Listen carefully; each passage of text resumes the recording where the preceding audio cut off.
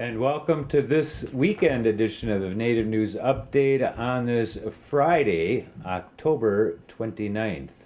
I'm your host for today's program, and here are the stories for the day. The Minnesota Supreme Court has ordered the adoption proceedings for an Indian child whose parents' rights were terminated should take place in state courts, not tribal courts. That reverses two earlier orders that gave the White Earth Band of Ojibwe permission to handle the child's adoption in its court. The Star Tribune reports that the Supreme Court's decision was 4-2. It found that tribal authority is limited to foster care placement and termination of parental rights and doesn't extend to adoptive placement. The child in question is an enrolled band member, but neither parent lived on the White Earth Reservation. And today we're going to go directly to Window Rock, Arizona, and talk with Navajo Times correspondent Marley Shebala. Marley Shebala, welcome to the Native News Update today. It's been a little while since we talked to you. The last time we were trying to talk to you, we had a few internet problems. Maybe we can get it today. But it seemed to me I wanted to ask you something about a huge Indian taco at one point. We didn't get to talk about that. Was that the talk of the town there in late August, September sometime? Oh, yes. Very serious news that you want to talk about, Paul DeMain. But there was a huge taco that one of the border towns decided to make right during the Navajo Nation fair, too. I'm not sure if they were trying to create some kind of contest between the Navajo Fair and Gallup and its events, but they made a huge Navajo taco, yeah. I think it was took 56 fry breads. We thought it was going to be like one huge fry bread, and we were wondering what kind of pan they were going to, cook it in, fry it in. But, there was 56 tacos, and from what we understand, everybody had a great time eating and feasting. Well, they better. It sounded interesting. So let's get to some less serious stuff. But what else is going on in the Navajo Nation that the Times is covering this last couple of weeks? We have news about the latest efforts by the Navajo Nation Council to get some government reform moving along. But what has happened is they've run into a couple of legal questions.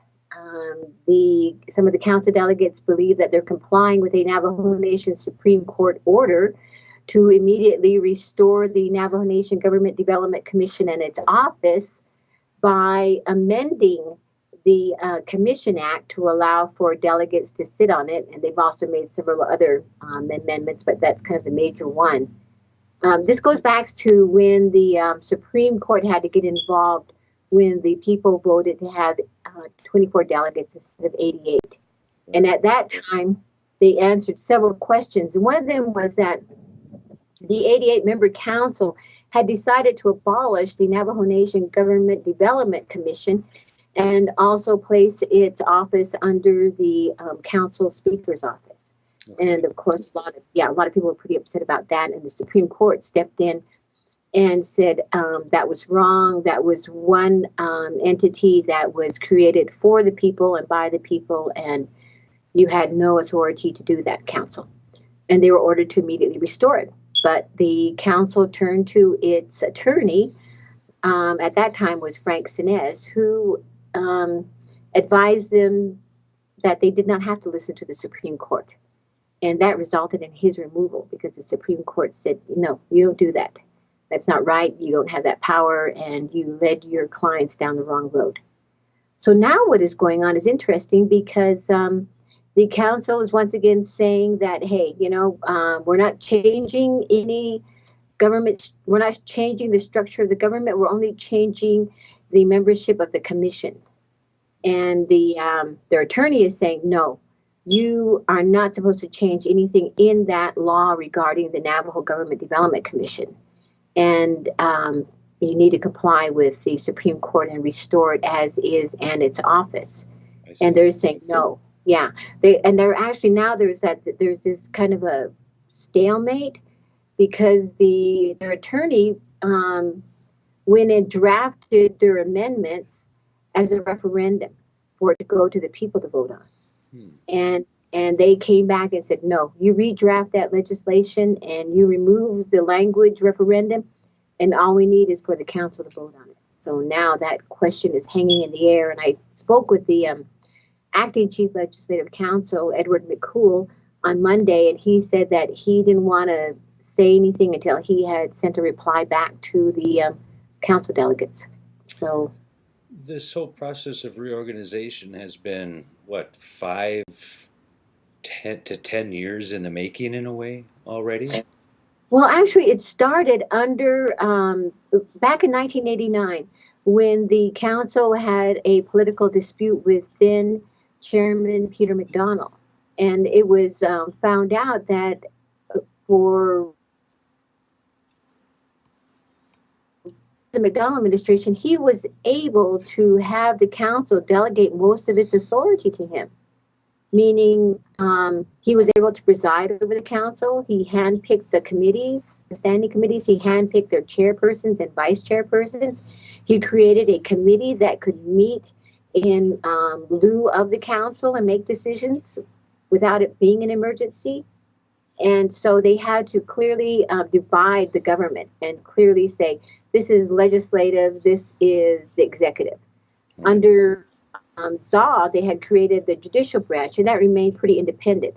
And so since 1989, the people were told, now it's up to you to change the government the way you want it to look. And that's in the law. That's when they created the Navajo Government Development Commission, and its office was to do that. And so they held this huge convention in 2002 and came out with several recommendations for changing the government. But of course, the council didn't. Those amendments primarily it leveled the playing field. Mm-hmm. It took a lot of the authority from the council and said, we want it distributed this way. And this is what the people thought and said they wanted. But of course, the council was not about to give up any of its authority. And so they kept stopping those amendments, saying, well, it didn't technically meet the law language, or it wasn't this or that. And so there was just this huge stalemate. And so it's continuing. It's continuing. It's kind of sad. But yet interesting in that this is how government sometimes works. And hopefully the end result is that the government serves the interest of the Navajo people in the end. Well, I think it brings up an interesting discussion, I think, that's happening right now throughout Indian country. And many of the people are wondering, how do we make changes? How do we question our government? Do we have a right to question our government? And people, because it's not being taught in the history books, our people have forgotten that we had a government before the federal government placed theirs upon all the tribes. And to, look inward and say, what were we doing before the people came, before the Europeans came? Right. I mean, it's not like we were running around uncontrolled. We were actually more controlled back then. We had more discipline. Right. Most of the tribes responded to that 1924 Indian Reorganization Act, but it took sometimes 50 or 60 years for them to even get there. The tribe here at Lakota passed theirs in 1964, so it's taken quite a while. Changing subjects. What happened with this outfitters organization? My understanding, they have withdrawn some of their products that were labeled with various Navajo logos or something like that. Tell us what that's all about. Yeah, that was the and they're a commercial chain of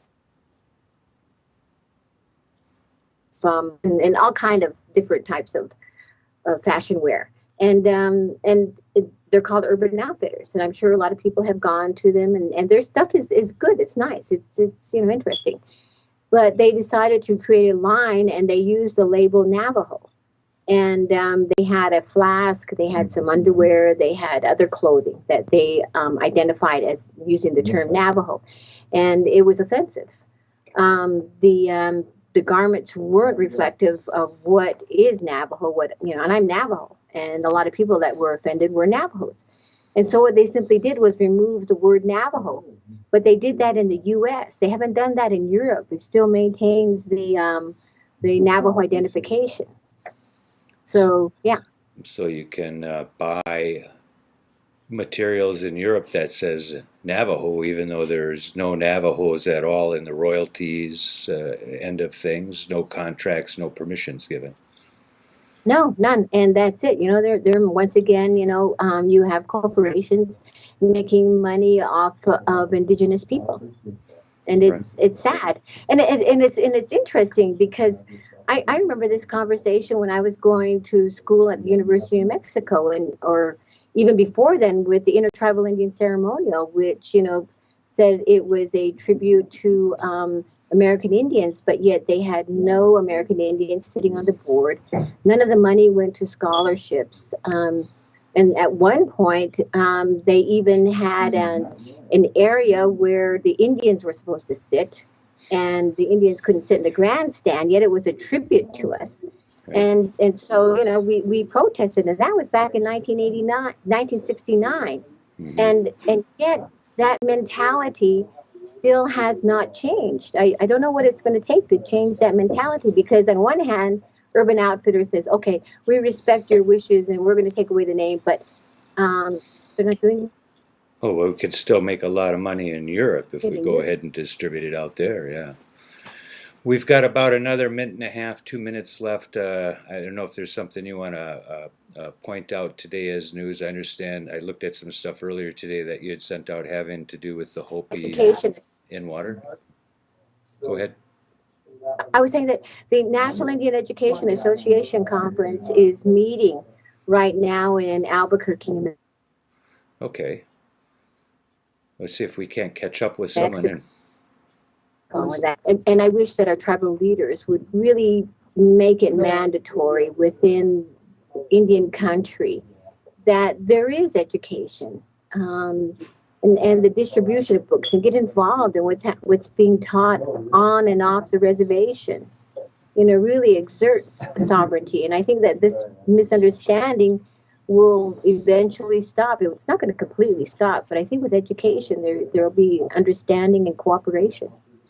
We'll keep working that. Maybe we can get a report out of Albuquerque from someone down there about what's going on here in the next few days. Thanks for joining with us again, Marley Shebala from the Navajo Times out of Window Rock, Arizona.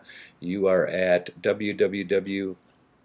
NavajoTimes.com. And you know what? We're broadcasting our news too on a local radio station that's doing their news. And NavajoTimes.com, you will see our daily shows.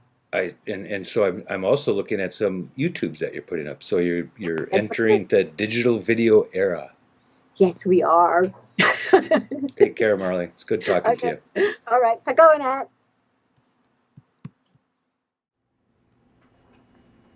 And that is another roundup of news from Indian Country on this edition of the Native News Update. We want to say miigwech for joining with us.